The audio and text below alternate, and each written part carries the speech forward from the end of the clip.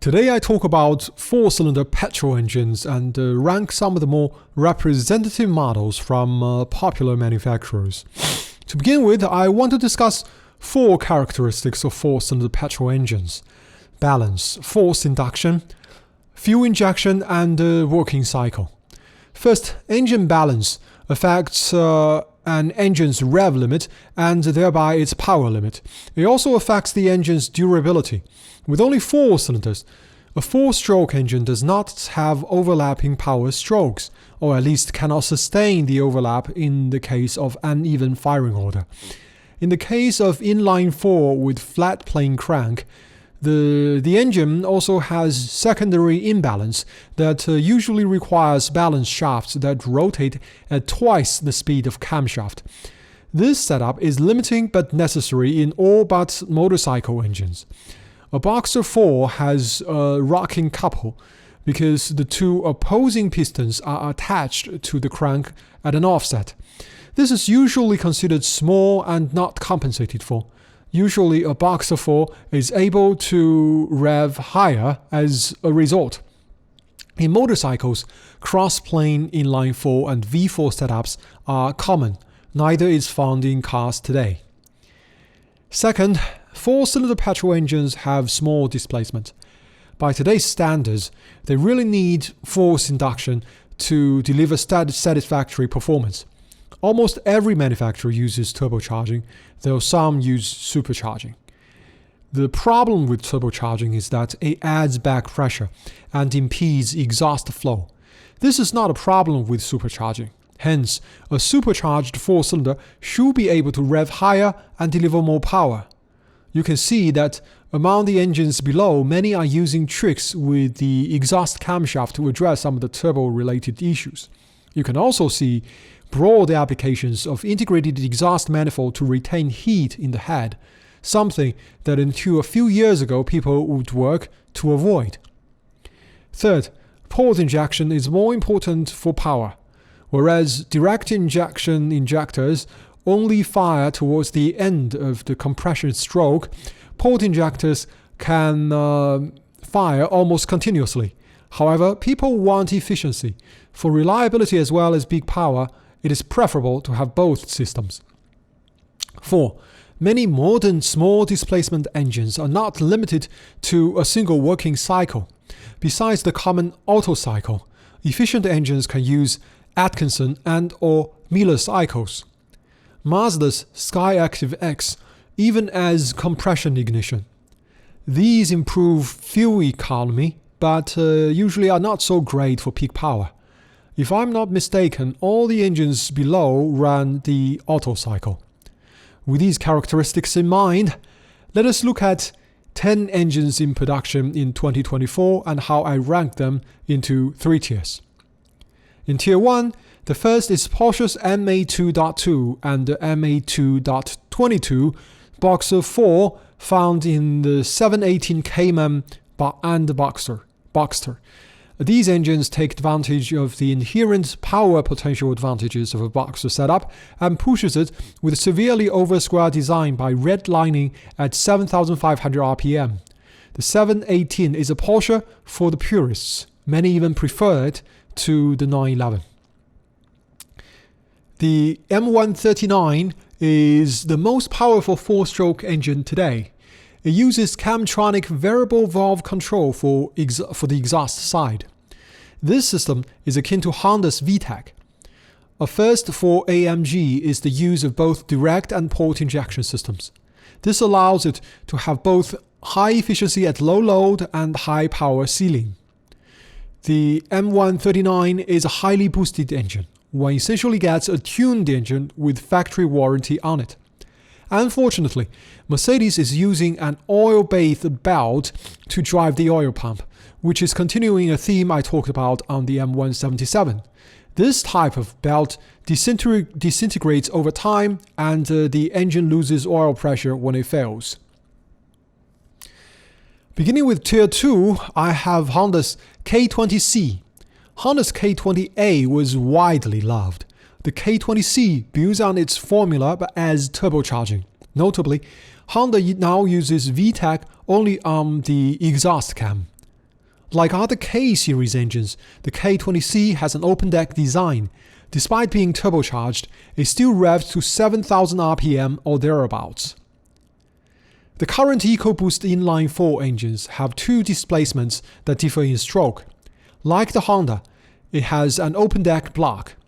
The 2.3-liter unit also employs a leather frame for the main journals.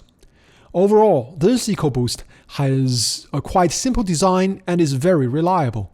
It ranks high because it has some interesting applications, including the Ford Bronco with manual transmission, which makes for a great platform for off-roading. If I were to design a 4-cylinder engine, and of course I'm not saying that I know how, I will probably come up with something like the EcoBoost, but maybe with a larger bore and perhaps 2.5 to 3 liters in displacement. The 4th generation Volkswagen EA888 is an evolution of the Gen 3 unit. Most notably, it adds port injection and a switch to an improved turbocharger. Hopefully this resolves direct injection related issues that Volkswagen has long suffered. Since the EA888 Gen 3 is almost the most reliable, it is already the most reliable engine in Volkswagen's lineup, the Evo 4 is probably one of the better German engines out there. At the same time, the EA888 is one of the last engines that use a cast iron block, in this case with a closed deck design. This means that the engine has a very strong bottom end. The EA888 Evo 4 has a similar variable valve lift system on the exhaust side to that found in the M139 and K20C. Toyota is known as the company that does not take risks. The T24A FTS is a belated turbocharged platform intended to replace the 2GR V6. As has long been the case across Toyota's lineup, the engine uses both direct and port injection systems. One thing to note is that Toyota moved to an electric control valve instead of a traditional thermostat. This is already a proven technology. We can hope that it does not hurt Toyota's legendary reliability. In other aspects, this is a very simple engine by today's standards. BMW's approach to inline-4 is different to most manufacturers, because the B48 is designed as a B58 minus 2 cylinders. It also shares the block with the diesel B47, for which reason it has a closed deck. In other terms, it is no more complex than the N20 that it replaced.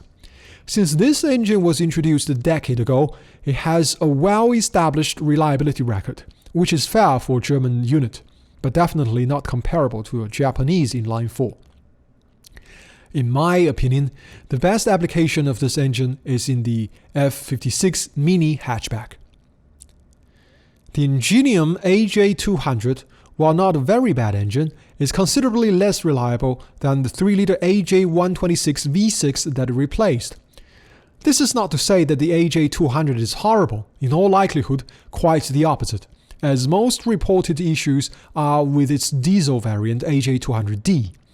A notable feature of this engine is the use of a variable valve lift unit for both the intake and exhaust camshafts.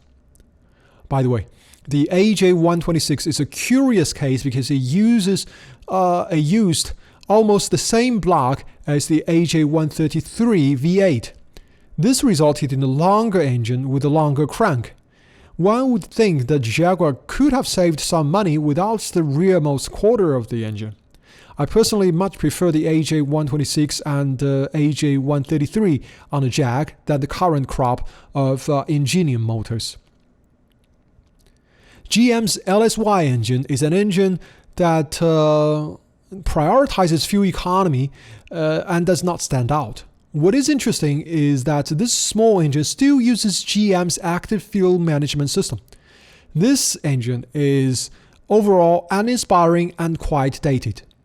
GM has introduced a 2.7-liter L3B in recent years, and there are talks of a 2.5-liter turbo unit. I did not put the L3B in this list because that would make Tier 3 eerily empty.